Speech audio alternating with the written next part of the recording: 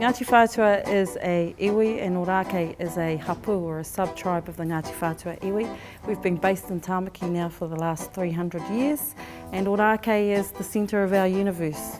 One of the aspirations that we have is to be able to create a vibrant and dynamic community in Ōrākei, and we are committed to being able to bring our people back onto their papa Kāinga.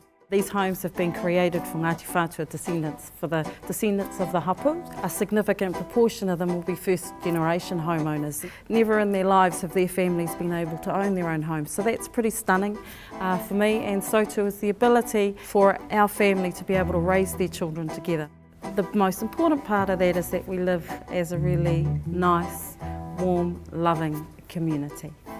We needed the houses to accommodate not only Ngāti Whātua Ōrākei's history and their connection with the land, but also the vision of allowing as many members of the hapu as wanted to live in the papa Kāinga to come back to Ōrākei.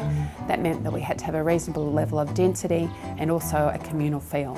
We interviewed a number of architects about the project and we ended up going with Stevens Lawson. We were impressed with the way they presented to us in the interview scenario and also with a lot of the homes that they were building within the greater Auckland area at the moment. Our biggest concern in the project has been affordability of the homes for hapu members. Ngāti Whātua Ōrākei is a very asset-rich hapu at this stage, but the income hasn't trickled down to the level where individual members are feeling it. So it's one thing to think about affordability at the outset of a project, but we also had to consider how much the buildings were going to cost the owners to maintain throughout. So we've compromised in terms of the materials we're using. It's not the cheapest materials at the outset, but over the lifespan we think it will deliver a good outcome. We have to be committed to not just doing a one-off project, but it's something that should be able to stretch out over the generations.